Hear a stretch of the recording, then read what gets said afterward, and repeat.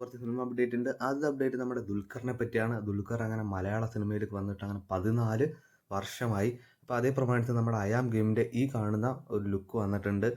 ഇതുവരെ വന്നതിൽ ഒരു കിടിലൻ ലുക്ക് തന്നെയാണ്. ഒരു വയലൻസും പിന്നെ ദുൽഖറിൻ്റെ ആ നോട്ടവും ഒക്കെ നല്ല അടിപൊളിയായിട്ടുണ്ട്. അപ്പോൾ എന്തായാലും നിങ്ങളുടെ അഭിപ്രായങ്ങളൊക്കെ രേഖപ്പെടുത്താം.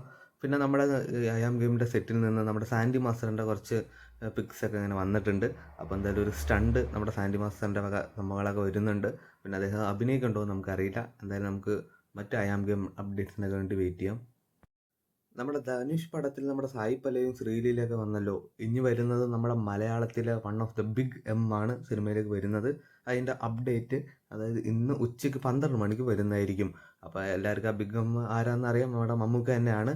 അതായത് കമ്മത്താൻഡ് കമ്മത്തിന് ശേഷം നമ്മുടെ മമ്മൂക്കയും ധനുഷും അങ്ങനെ വീണ്ടും ഒന്നിക്കുകയാണ്. അപ്പോൾ എന്തായാലും മൂവിയുടെ ആ ഒരു അവരുടെ സെയിം ഒരു പിക്ക് തന്നെ ആയിരിക്കും വരുന്നത്. ഇന്നലെ നമ്മുടെ ദുരന്തർ 2 എന്ന സിനിമയുടെ ടീസർ അവൈലബിൾ ആയതുകൊണ്ട് നമ്മുടെ യൂട്യൂബിൽ ഇത് റിവഞ്ച് എന്നാണ് സിനിമയ്ക്ക് പേരിട്ടിരിക്കുന്നത്. അപ്പോൾ എന്തായാലും മാർച്ച് 19 ഒരു വൻ പൊളി സിനിമ തന്നെ വരുന്നുണ്ട്. അപ്പോൾ മാർച്ച് 19 നമ്മുടെ ടോക്സിക് ഇറങ്ങുന്നുണ്ട്, ദുരന്തർ ഇറങ്ങുന്നുണ്ട്, പിന്നെ നമ്മുടെ ആട് 3 ഇറങ്ങുന്നുണ്ട്. അപ്പോൾ ഇതിലേത് സിനിമയാണ് നിങ്ങൾ കാണാൻ പോകണമെന്ന് ജസ്റ്റ് ഒന്ന് കമൻറ്റ് ചെയ്യാം. ഫെബ്രുവരി 5 റിലീസ് ചെയ്യാനാണ് നമ്മുടെ ആശാൻ എന്ന സിനിമയുടെ ബുക്കിംഗ് ഇപ്പോൾ ഓപ്പൺ ആയിട്ടുണ്ട്. നമ്മുടെ പരാശക്തി എന്ന സിനിമ ഈ വരുന്ന ഫെബ്രുവരി 7 നമ്മുടെ C5 എന്ന OTT പ്ലാറ്റ്ഫോമിലൂടെ 2 ഓഡിയോസിലൂടെ റിലീസ് ചെയ്യുന്നതായിരിക്കും. കൽക്കി 2 എന്ന സിനിമയിൽ നമ്മുടെ സായി പല്ലവി ഉണ്ടെന്ന് കുറച്ച് റൂമേഴ്സ് കേട്ടായിരുന്നല്ലോ. ആ റൂമേഴ്സ് അങ്ങനെ ശരിവെക്കുകയാണ്. അപ്പോൾ എന്തായാലും സിനിമയുടെ ഷൂട്ടിംഗ് ഈ മാസം ഫെബ്രുവരി ലാസ്റ്റ് ആകുമ്പോൾ സ്റ്റാർട്ട് ചെയ്യുന്നതായിരിക്കും.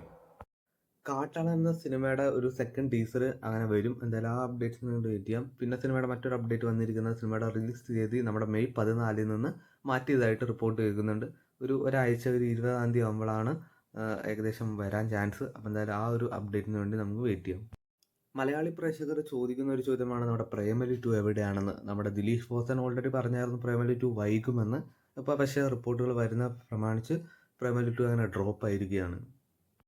ടിക്കി ടാക്ക എന്ന ആസിഫ് അലി ചിത്രത്തിൽ നമ്മുടെ പൃഥ്വിരാജ് ഉണ്ടെന്ന് കുറച്ച് റിപ്പോർട്ട്സൊക്കെ ഞാൻ എൻ്റെ ചാനലിലൂടെ പറഞ്ഞായിരുന്നു. പക്ഷെ അത് റോങ് ആണെന്ന് ഇപ്പോൾ റിപ്പോർട്ടിൽ വരുന്നുണ്ട്. കാരണം അതിന് പകരം നമ്മുടെ വിശാലാണ് സിനിമയിൽ അഭിനയിക്കുന്നതെന്നും കേൾക്കുന്നുണ്ട്. നമ്മുടെ കല്യാണി പ്രദർശൻ്റെ ചെറിയ റൂമേഴ്സും കേൾക്കുന്നുണ്ടായിരുന്നു.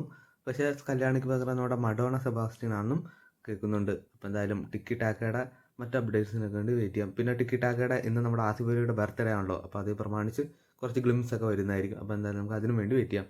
പിന്നെ അടുത്ത പണി 2 അപ്ഡേറ്റ് ആണ്. സിനിമയുടെ ഷൂട്ടിംഗ് മാർച്ചിൽ ആരംഭിക്കുകയായിരിക്കും. അപ്പോൾ എന്തായാലും പണി 2 എന്നായിരിക്കില്ല പേര്, ഡീലക്സ് എന്നായിരിക്കും.